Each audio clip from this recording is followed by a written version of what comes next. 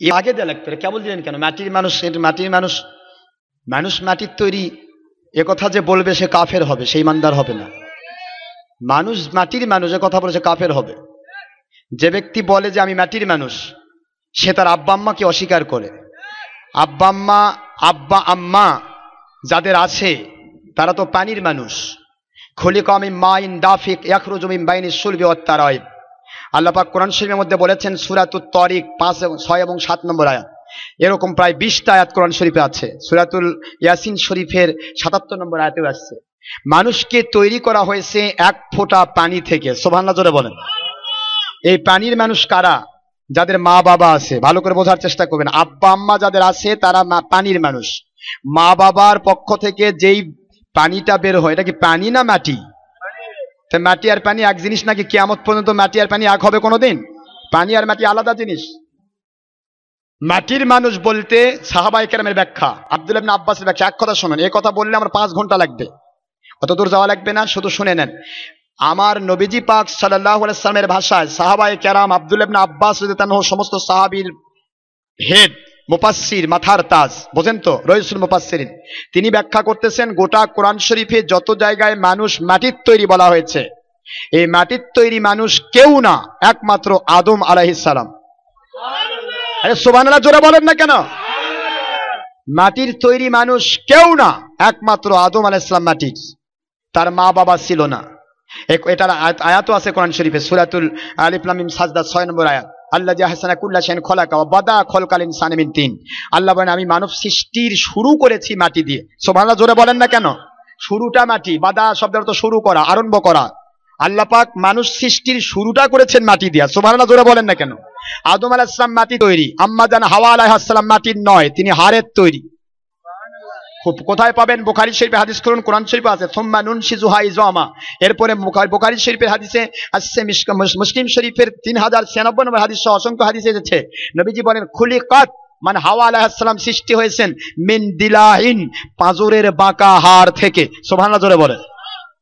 হযরত ঈসা রূহুল্লাহ আলাইহিস সালাম, তিনি পানির, তিনি হলেন মুখের ফুৎকার, মতান্তরে জান্নাতের ফুলের ঘ্রাণের তৈরি।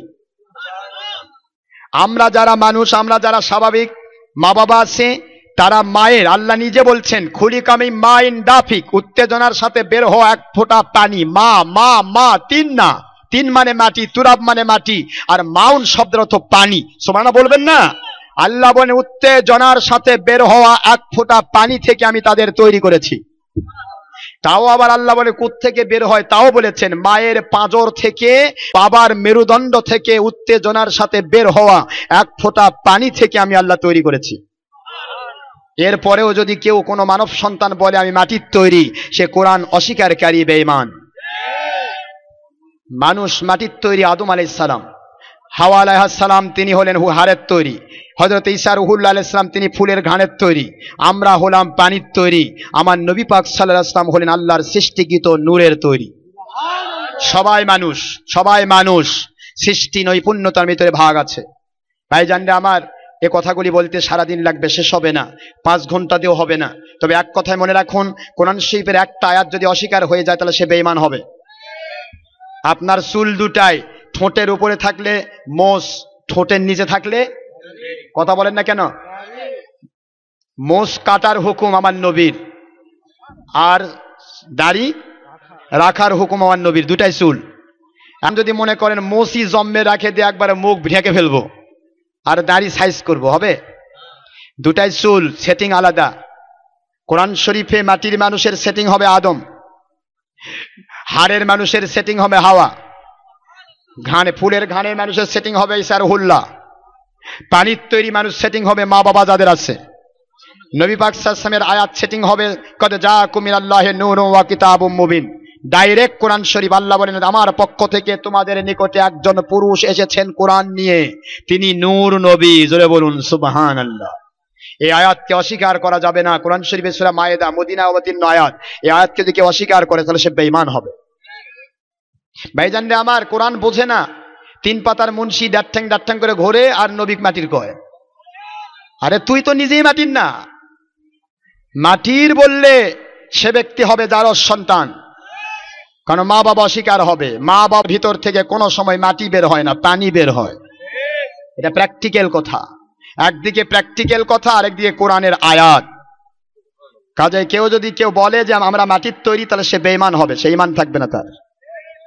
তবে মাটির বিষয়টা এক কথায় মনে রাখবেন যে কোরআন শরীফে 20টি আয়াত আসছে, 20টি আয়াতেই বলা হয়েছে মানুষ এক ফোঁটা পানি, এক ফোঁটা বীর্য। বীর্য মানেও পানি। কথা কি বুঝতে পেরেছেন? তো একই জিনিস, কথাগুলি দুই ভাগে আসছে। তো আল্লাহর কোরআন বলতেছে তোমরা এক ফোঁটা পানি থেকে তৈরি, প্র্যাকটিক্যালও তাই। একজন পুরুষের পক্ষ থেকে মাতৃগর্ভে যায় পানি, মাটি যায় না। কথা কি বোঝেন? তারপরেও যদি কয় আমি মাটির, নবী মাটির, তাহলে হবে তো এটা বেঈমান, এটা ঈমানই নাই। আয়াত দিয়ে কথা বলতে হবে, কোরআনের আয়াত দিন, তাহলে হবে। নবী পাক সাল্লাল্লাহু আলাইহি ওয়াসাল্লামকে মাটি বলতে যাবেন কেন? আল্লাহর নবী যখন সৃষ্টি হয়েছে তখন তো মাটি তৈরি হয়নি বেটা। মাটির হলো কেমনে? আউয়ালু মা খলাকাল্লাহু নূরা নবিয়িকা, বুখারী শরীফের সিরাত সংখ্যা 5ম খণ্ড 3 পৃষ্ঠায় এসেছে। আমার নবী বলেন সর্বপ্রথম, যেটাকে আরবিতে বলা হয় আউয়াল, ইংরেজিতে বলা হয় ফার্স্ট, বাংলায় বলা হয় সর্বপ্রথম তোমাদের নবীর নূর তৈরি করা হয়েছে। সুবহানাল্লাহ। নবীর নূর তৈরি করা হয়েছে যখন, তবে তো মাটি তৈরি হলো না। নবী বলেন ফি যালিকাল ওয়াক্তি, এট দ্যাট টাইম, লা লাউহুন ওয়ালা কলামুন ওয়ালা আরজুন ওয়ালা সামাউন ওয়ালা আরশুন ওয়ালা জাবালুন ওয়ালা জিন্নিয়ুন ওয়ালা ইনসিয়ুন। আমার নবী বলেন যখন আমার নূর মুবারক আমার আল্লাহ সৃষ্টি করেছেন, তখন আরশ, কুরসি, লৌহ, কলম, এমনকি মাটি, পানি, জিন, ইনসান কেউ তৈরি হয় নাই। মাটি তৈরি হলো না, নবী মাটির হয় কি করে? হে রাম ছাগলের বাচ্চারা, 22 নম্বর দেড় ঠ্যাং মুন্সিরা, আল্লাহর নবী পাক সাল্লাল্লাহু আলাইহি সাল্লামকে যারা মাটি বলবে তারা কাফের, ঈমানদার নয়। কোরআনের আয়াত স্বীকার। যদি কেউ বলতে পারে একটি আয়াত যদি দেয় আমার কোরআন থেকে, আমি বলেছি কদ জাআকুম মিনাল্লাহি নূর, যা শব্দের অর্থ হলো আমার নবী। আল্লাহ বলতেছেন তোমাদের নিকটে এসেছেন কোরআন নিয়ে একজন পুরুষ মানুষ, হুয়া নূরুন, তিনি নূর নবী। একটি আয়াত দিতে হবে। আমার কোরআনকে অস্বীকার যদি করতে চাও, কোরআনের আয়াত যদি খণ্ডন করতে চাও, একটি অনলি ওয়ান আয়াত দাও, কদ জাআকুম মিনাল্লাহি তুরাবুন আও তিনুন, তোমাদের নিকটে যে নবী এসেছে তিনি মাটি অথবা মাটির তৈরি, এরকম একটা আয়াত দাও, আমি আমার কথা ছেড়ে দিয়ে তোমারটা গ্রহণ করব। কোরআন শরীফের আয়াত মুখের বাণী দিয়ে খণ্ডন হয় না, ব্যাখ্যা দিয়ে খণ্ডন হয় না। কোরআন শরীফের আয়াত খণ্ডন করতে হলে আয়াত দিয়ে খণ্ডন করতে হয়। আসুন, আমরা উইদাউট ডকুমেন্টে কোনো কথা বলি না, কোনো আমল করি না, কোনো আকীদা পোষণ করি না।